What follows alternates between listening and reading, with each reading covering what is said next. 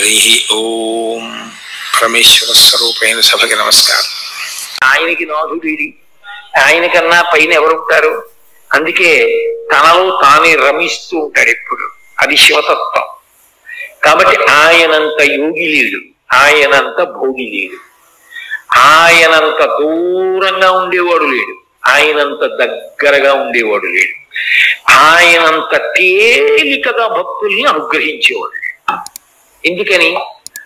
మనసిరిగి చిరునవ్వుతో ఇచ్చేస్తాడు. కలియుగ ప్రారంభంలో అడిగారట, కలి యొక్క ఉద్ధతి ఎక్కువగా ఉంటుంది కదా, చాలా పాపకర్మలు చెయ్యాలన్న అనురక్తి ఉంటుంది తప్ప పుణ్యకర్మలు చెయ్యాలనేటటువంటి ఉత్సాహం ఉండదు కదా స్వామి, అందుకని మేము తేలికగా తరించడానికి మాకు ఏదైనా మార్గం చెప్పరా అని అడిగారు. అడిగితే ఆయన అన్నాడు, మీకందరికీ మోక్షం కావాలని కదా తాపత్రయం, సరే నేను ఒక మాట చెప్తాను చెయ్యండి అన్నాడు. దర్శనాత్ అభ్రదసి, చిదంబరంలో ఎలా దర్శనం చెయ్యాలో అలా చేయండి, మోక్షం ఇచ్చేస్తానన్నాడు. చిదంబరంలో దర్శనం అంటే శివలింగం ఏమి ఉండదు.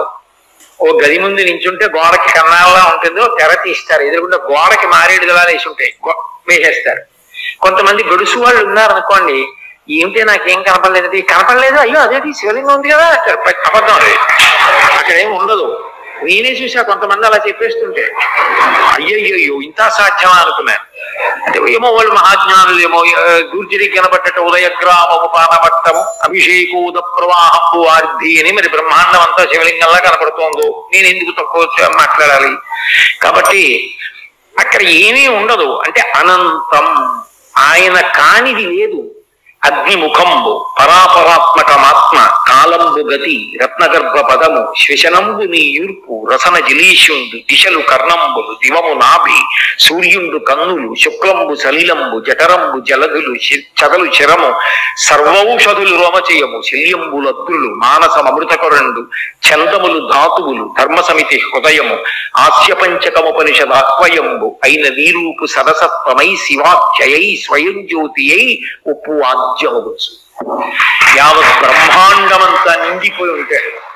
అదిగో ఆ తత్వం కింద ఆకాశ స్వరూపుడుగా అంతటా నిండిపోయిన వాడిగా అక్కడ జ్ఞానంతో చూడగలిగితే చిదంబర రహస్యం. అది చిదంబర రహస్యం అంటుంటారు. అందుకని చిత్ అంబరం ఏదో భయంతి త్వాం ధన్యా కతిచన చిదానందలహరి అంటారు సౌందర్యలహరిలో. శంకరాచార్యులు వారి అమ్మాయి ఎక్కడు, ఎవరు, ఒక్కడమ్మా నిన్ను అలా తెలుసుకుంటున్నాడు అంటారు. అలా చూడగలిగిన వాడు ఎక్కడో కోటాను కోట్లలో ఒకటి జ్ఞానంతో చూస్తాడు. స్వామి నువ్వు మమ్మల్ని మోహపెడుతున్నావు, చిదంబరం వెళ్ళి చూడమా, నాకేమర్థం అవుతుందని చూడడం ఈ తత్వం అంతా. ఇంకొక మాట చెప్పండి, దర్శనాద ప్రసరసి, మాకు సాధ్యం కాదు, ఇంకొక మాట ఏమైనా చెప్పండి, అనుగ్రహించండి. సరే, జననాథ్ కమలాలయే, తిరువారూరులో పుట్టండి, మోక్షం ఇచ్చేస్తారు. ఇది మరీ అన్యాయం. నేను మా అమ్మ కడుపులో ఉంటాను, మా అమ్మ నన్ను ఎక్కడ కంటుందో నాకు తెలుసా? మా అమ్మ తిరువారూరులో కంటుందో, లేకపోతే తాయారుపేటలో కంటుందో, ఏలూరులో కంటుందో, జాలిపూడిలో కంటుందో, విశాఖపట్నంలో కంటుందో, కాకినాడలో కంటుందో నాకేం తెలుసు? అప్పటికి మా అమ్మ పుట్టింటారు ఎక్కడ ఉంటారో అక్కడికి వెళ్తుంది. ఒకవేళ అది ఏ పల్లెటూరు అయి కవల పిల్లల కడుపులో ఉంటే మేనమావ గారు ఉన్న పెద్ద పట్టణంలో అవ్వచ్చు పురుడు, ఏం చెప్పగలం? అందుకని ఇదేం మాట స్వామి, నేను కరుణామయుడు అని నమ్ముకుని మేమొస్తే తిరువారూరులో పుట్టు ఇస్తారంటే ఏమిటి? నా వల్ల ఎలా సాధ్యం అవుతుంది? ఎక్కడున్నానో ఏం తెలుస్తుంది? ఆ కటికి చీకట్లో అమ్మ కడుపులో పడుకుని కుదరదు. ఇంకొక మాట చెప్పు. సరే, జననాథ్ కమలాలయే, పుట్టడం నీ చేతిలో లేదు, చచ్చిపోతావని చెప్పించోట పోని. కాశ్యాంతు మరణాన్ముక్తి, బలవంతంగా చచ్చిపోవడం కాదు సుమా, సహజంగా నీ కర్తవ్యాలన్నీ అయిపోయాయి, కాశీ వెళ్ళిపో, ఇంకా నాకేం లేవు, నీ చేయవలసినవన్నీ చేసేసా, చెప్పులు ఇప్పేశా, ఇంకా నాకేం బెంగలేదు, మనవాళ్ళు కొడుకు చూసుకుంటాడు, కోడలు చూసుకుంటుంది, ఎందుకు వచ్చింది, హాయిగా వెళ్ళి కాశీలో ఉంటా, ఎప్పుడప్పుడు ఊపిరి అయిపోయి. ఏమవుతుంది కాశీ ఉంటే? అంటే రామకృష్ణ పరమహంస దివ్య దర్శనం చేశారు. కాశీ పట్టణంలో ప్రాణోత్క్రమణమయ్యేటటువంటి సమయంలో మనుష్యులకు కాదు సమస్త భూతములకు శివానుగ్రహం కలుగుతుంది. నమస్కారాయచ అని రుద్రాధ్యాయంలో ఆయనకి పేరు. ఆయన నామమే తారక నామం. ఆయనే సంసార సముద్రమును దాటిస్తాడు. అందుకని ఏం చేస్తాడు? ఆయన నామం ఆయనే ఉపదేశిస్తాడు. అది ఎలా అంటే, ఆ తల్లి పార్వతీదేవిట బయలుదేరి వచ్చి ప్రాణోత్క్రమణమైపోతున్నటువంటి వాడు ఇంకా ఊపిరందక కొట్టుకుంటున్నటువంటి సమయంలో పాలిండ్లు కదలంగ పసిడిపయ్యద వీచు అచలాధిపుని కూర్మి ఆడుబిడ్డ పుత్కారమునరించి తొండంబు ముక్కున శిఖరారావంబు జిలుకు డూకి ప్రథమోత్తముండు భృంగి భయరక్షణార్థంబు పాలాగ్రమున తీర్చు భసిత రేఖ ప్రత్యక్షమై వచ్చి భాగీరథీ గంగ మృదుల హస్తము సాచి మేనునివురు దక్షిణ శృతి మీదుగా ధాత్రి త్రిల్లి పెద్ద నిద్రకు మాగన్ను పెట్టువేళ పంచజనులకు తారక బ్రహ్మ విద్య అభవుడుపదేశమురరించునప్పుడు కాశీ. కాశీపట్టణం అంటే ఆయనకి అంత ఇష్టం. ఆయనే చెప్పుకున్నాడు పార్వతీదేవితో, మనం ఎన్నడూ ఈ కాశీని విడిచిపెట్టి ఉండం, మన చేత అవిముక్తమయ్యుంట ముగ్ధాక్షి ఇది అవిముక్తమయ్యే మనకు ఆనందింబును రవించుకావున ఆనంద విపినాభిధానమయ్యే మహాశ్మశాన భూముల సంవసింతునే గాన నేనుంట ఇది మహాశ్మశానమయ్యే నూరంత పృథ్వున నుండి రుద్రుండనే గాన రుద్రగేహాఖ్యయ్యే అసియు వరుణయు కూడి అక్షర సరవితో వారణాసియన్ సంజ్ఞయ్యే గాశ్రుదీప్తాయనంగ విఖ్యాతమైన ధాతువున కాశీ అయ్యే భూతలంబునందు అని చెప్పాడు. కాశీ నిత్య నివాసం, ఎప్పుడూ పార్వతీదేవితో శంకరుడు అక్కడ ఉంటాడు. అందుకని ఆ ప్రాణోత్క్రమణం అవుతూ చెమటలు పట్టేసి ఊపిరందక మనసు ఇంద్రియముల యొక్క శక్తులు వెనక్కి లాగేస్తుంది. కళ్ళు చూడవు, చెవులకి వినపడదు, ముక్కు వాసన చెప్పదు, ఊపిరి అందదు, చెమట. కొడుకేదో అంటుంటాడు, వినపడదు, పడుకోబెట్టేస్తుంటారు చాప మీద, బయట పడుకోబెట్టండి అంటారు, అదొక భయం. అటువంటి సమయంలో తులసి నీళ్లు పోస్తాడు, గుటక పడదు, ఎదురుగుండా భటులు. అంతటి భయంకర వేళ పాలిండ్లు కదలంగ పసిడిపయ్యద వీచు అచలాధిపుని కూర్మి ఆడుబిడ్డ. పార్వతీదేవి వచ్చి విషినికర్రతో కాదుట, తన పవిట కొంగుతో విసురుతుందిట. అమ్మవారిని చూస్తూ తన్మయత్వంతో జగదంబ మా అమ్మ శ్రీమాత అని శాంతి పొందుతట. అచలాధిపుని కూర్మి ఆడుబిడ్డ తుత్కారమునరించి తొండంబు ముక్కున శిఖరారావంబు జిలుకు డూకి. ఏనుగుకి 8 ప్రదేశముల నుంచి మదజలం కారుతుంది అని. ఆ డుంటి గణపతి ఆ మదజలం తడిగా ఉంటుంది, సువాసనతో ఉంటుంది, అందుకే తుమ్మిదలు వాగుతుంటాయి. దాన్ని తొండం చివరి భాగంతో ముక్కు దగ్గర చిమ్ముతూ ఉపశాంతి కల్పిస్తాట. డుంటి గణపతి బయలుదేరి వచ్చి కంఠవేది మీద చంద్ర వంక ఉండి ఎడం పక్కకి తొండం తిరిగితే డుంటి గణపతి అంటారు. కాశీపట్టణంలో ఉంటాడు అని. వచ్చి ఆయన తుత్కారమునరించి తొండంబు ముక్కున శిఖరారావంబు జిలుకు డూకి ప్రథమోత్తముండు భృంగి భయరక్షణార్థంబు పాలాగ్రమున తీర్చు భసిత రేఖ. భయపడకురా అని 3 కాళ్లతో ఉంటాడు భృంగి. భృంగిచ్ఛానటనోత్కట కరిమదగ్రహీ స్ఫురన్మాధవ అంటారు శంకరాచార్యులు వారు. ఆ భృంగి ఎంత వశపడతాడంటే సేవకుల్ని కూడా అంత ప్రేమిస్తాడట శంకరుడు. అది యజమాని అంటే. చండీశ్వరుడు నిజానికి శివ కుటుంబంలో సభ్యుడు కాడు, మనందరిలా పుట్టిన నరుడు. కానీ ఆయన ప్రేమ చూసి ఏ స్థానం ఇచ్చాడంటే, తను తినగా మిగిలినది తన కడుపున పుట్టిన బిడ్డలు కానీ కట్టుకున్న ఇల్లాలు కానీ తినడానికి వీల్లేదు. చండీశ్వరుడు తినాలని నియమం పెట్టాడు.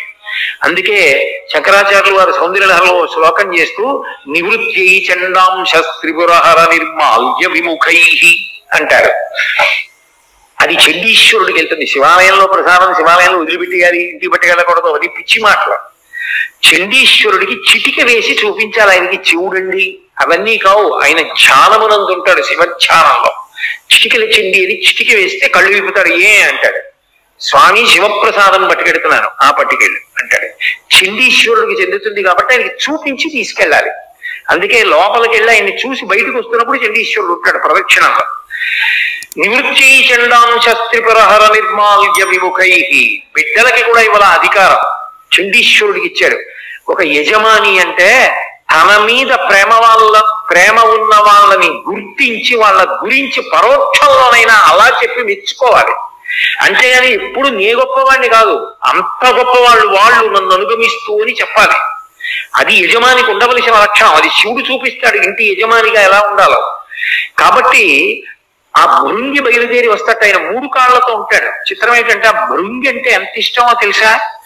ఆ భృంగి కోసం పెడతాడు పార్వతీదేవితో కలిసి. కాంచీపురంలో భృంగి మంటపం అని ఏకాంబరేశ్వర దేవాలయానికి బాగా బయటికి ఉంటుంది, కామకోటి మఠం మీదది. పర్వదినాల్లో పల్లకీలో అమ్మవారితో కలిసి సుగంధ కుంతలాంబతో కలిసి ఆ భృంగి మంటపానికి వస్తాడు. వచ్చి భృంగికి దర్శనం ఇచ్చి లోపలికి పెడతాడు. విద్యాశంకర దేవాలయంలో శృంగేరిలో గోడ మీద ఉంటాడు భృంగి చెక్కబడి. 3 కాళ్లతో ఉంటాడు భృంగీశ్వరుడు ఒక్కడే. అటువంటి భృంగి వచ్చి ప్రథమోత్తముండు, ప్రథమ గణాల్లో ఉత్తముడు, భయపడకురా నీకేం బెంగలేదని బొట్టన వేలుతూ విభూతి పెడతాట. ఎవరికి? కాశీపట్టణంలో ప్రాణోత్క్రమణం అవుతున్న వాడికి. మళ్ళీ వెనక్కి వచ్చి గుర్తు తెచ్చుకుంటుండండి. ప్రథమోత్తముండు భృంగి భయరక్షణార్థంబు పాలాక్రమణ తీర్చు భసితరేక ప్రత్యక్షమై వచ్చి భాగీరథి గంగ మృదుల హస్తము సాచి మేను నిగురు. చల్లటి తల్లి ఆ గంగకి అధిష్టాన దేవత గంగమ్మ ఉందే, ఆవిడ రూపంతో తెల్లటి బట్ట కట్టుకుని నడిచి వస్తుంది గంగమ్మ. గంగమ్మ అనుగ్రహిస్తుంది.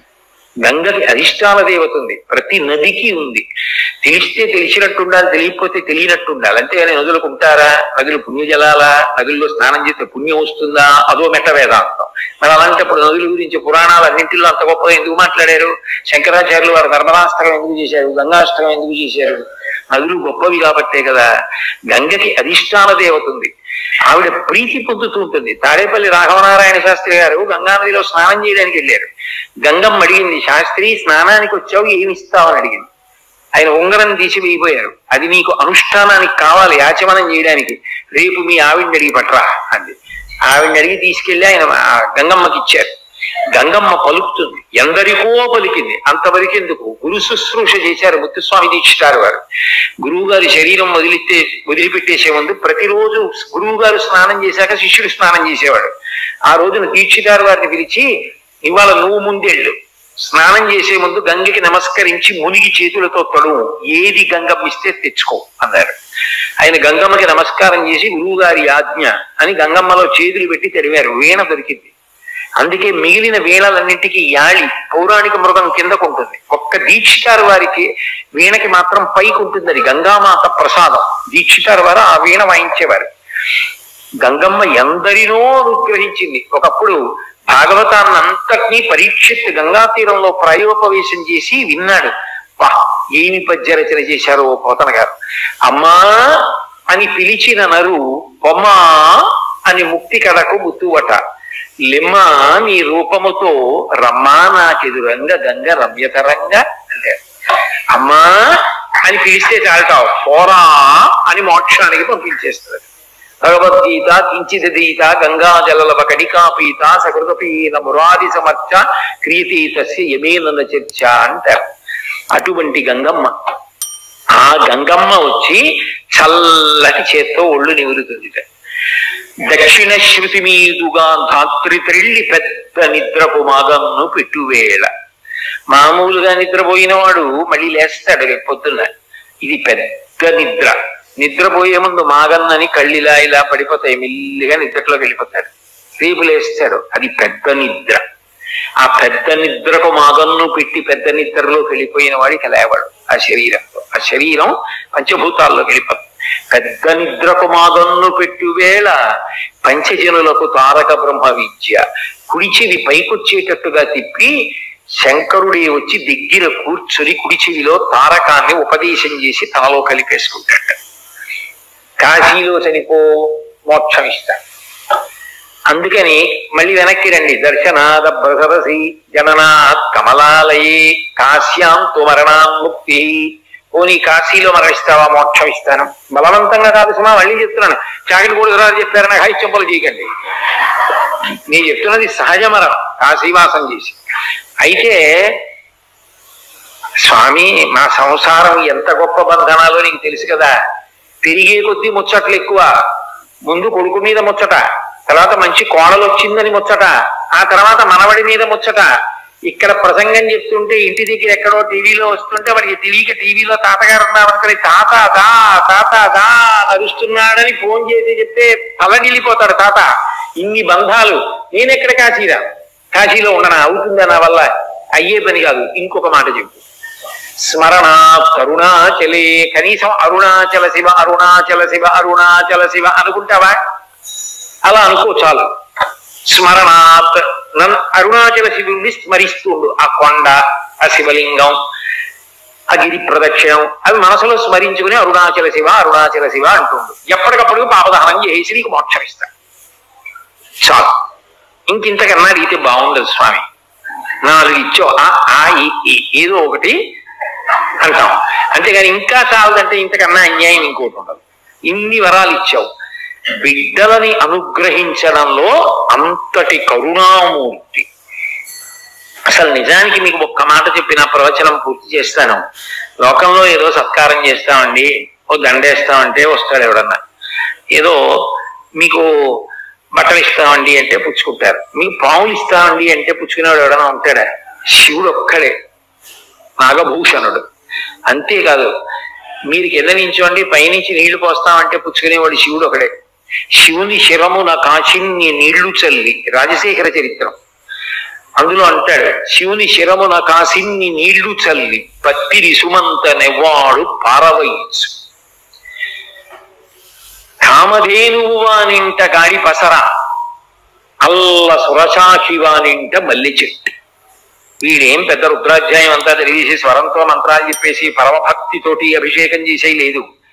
ఇన్ని నీళ్లు సమృద్ధిగా ఇస్తే ఉద్దరణో టట్టుకొచ్చిలా పోస్తుంటాడు. నీకు చేయిస్తే స్నానం అలా ఓ చిన్న గిన్నెలో నీళ్లు వచ్చి ఉద్దరణేసి భార్య పెట్టి స్నానం చేసినంటే ఇంత కృష్ణానది ఇంత ప్రవాహం ఇన్ని నీళ్లు ఇచ్చాడా? మీరంటే భక్తులు చక్కగా చేస్తారు. నాలాంటి ధూర్తులు ఆచమన పాత్రట్టుకుని ఇలా ఏమి ఇలా పోయిలేవు కనీసం అని నీళ్లు ఇచ్చారు కదంటే బద్ధకం. ఓ బిందెతో తేడు ఇంకోసారి, లేదా వరదల కింద పోసేస్తాడు. అతివృష్టి అనావృష్టి.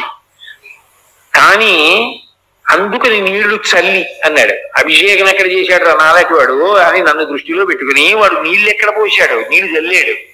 పోనీ పత్రి మనస్ఫూర్తిగా ఓం నిధనపతయే నమః అని ఇలా వేశాడా? ఇలా చల్లేయడమే. పత్తిరి సుమంత నెవ్వాడు పారవయించు, పారేశాడంతే ఆయన మీద.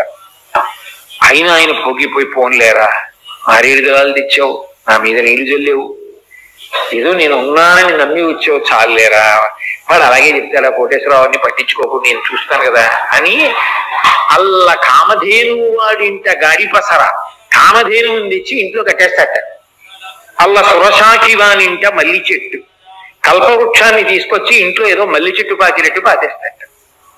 అంత సులభుడు. ఆయనంత ప్రసన్నుడు లోకంలో ఎవరు ఉండరు. భగీరథుడు తపస్సు చేస్తే ఊర్ధ్వబాహు పంచతప మాసాహారో జితేంద్రియ కస్య వర్ష సహస్రాణి ఘోరీ తపసి తిష్ఠిత. రామాయణం బాలకాండ. ఆయన చేతులు పైకెత్తి 1000 సంవత్సరముల పాటు 4 వైపులా అగ్నిహోత్రాన్ని పెట్టుకుని సూర్యుడిని చూస్తూ తపస్సు చేస్తే కొన్ని 1000 సంవత్సరముల తర్వాత కస్య వర్ష సహస్రాణి 1000 సంవత్సరముల తర్వాత బ్రహ్మగారు ప్రత్యక్షం అయ్యాడు. మా వంశం నిలబడాలి తథాస్తు. మా ప్రపితరులు సగర చక్రవర్తి కుమారుడు సగరులు బూది కుప్పలై పడిపోయి ఉన్నారు పాతాళ లోకంలో. ఆకాశగంగ ప్రవహిస్తే తప్ప వాళ్ళకు ఉద్ధరణ పొందరు. అందుకని ఆకాశగంగని విడిచిపెట్టు, పాతాళ లోకానికి తీసుకెడతానన్నాడు. కుదరదు. గంగాయా పతనం రాజన్ పృథివీన సహిష్యతి తాం వై ధారయితుం వీరనాంజం పశ్యామి శూలిన. ఆకాశగంగ పైనుంచి భూమి మీద పడితే తట్టుకోదు భూమి. భూమికి ఆ శక్తి లేదు. ఆ ధార తట్టుకోగలిగిన స్థితి ఉండదు, దెబ్బతింటుంది భూమి. భూమి ఎవరిది? కపిలాన్ రూపమాస్తాయాధారయత్ ప్రణిత అనిశంధరాం. కపిల మహర్షి రూపంలో విష్ణువుది, శివుడిది పృథ్వీలింగం. నేనేవాణ్ణి? శంకరుణ్ణడు. శంకరుణ్ణి నేను శాసించలేను, ఆయన ఒక్కడే పట్టగలడు. గంగ పడుతుంటే వీరనాంద్యం పశ్యామి శూలిన. అన్యులెవరూ పట్టుకోలేరు, ఒక్క శివుడికే చెల్లి. ఆయన్ని ప్రార్థన చేయి, ఆయన పట్టుకుంటారంటే నీ ఇష్టం అన్నాడు. మళ్ళీ శివుడి గురించి తపస్సు చేశాడు. చిత్రం ఏంటంటే ఇంత పెద్ద తపస్సు అక్కర్లేకపోయింది. ప్రత్యక్షం అవుతూనే ప్రీతస్తేహం నరశ్రేష్టా కరిష్యామి తమాప్రియం శిరసా ధారయిష్యామి. నేను వచ్చి ఆ గంగమ్మని పట్టుకుంటాను పదా అని వచ్చి హిమవత్ పర్వతంలో నిలబడి కాళ్ళు రెండు దూరంగా పెట్టి పాండురంగంలాగా నడుము మీద రెండు చేతులు వేసి ఆకాశం వంక చూస్తూ వదిలిపెట్టమన్నాడు గంగని. ఆ పైనుంచి పడుతోంది. సాక తంత్రిన్మహేంగం తున్న శక్నోద్యత్నమాస్థిత నైవ నిర్గమనం లేభేజటామండల బోహిత అంటారు మహర్షి. అహంకరించింది. ఏమిటో పెద్ద టాబుగా నిలబడ్డాడు, ఈ చౌకలు పారేస్తాను. పావులతో రాక్షసులతో మొసళ్లతో పడుతున్నప్పుడు శంకరుణ్ణి పెద్ద పట్టుకుంటానంటున్నాడు. ఈడ్చి పాతాళానికి తీసుకెళ్తా, అప్పుడు తెలుస్తుంది గంగంటే అనుకుంది.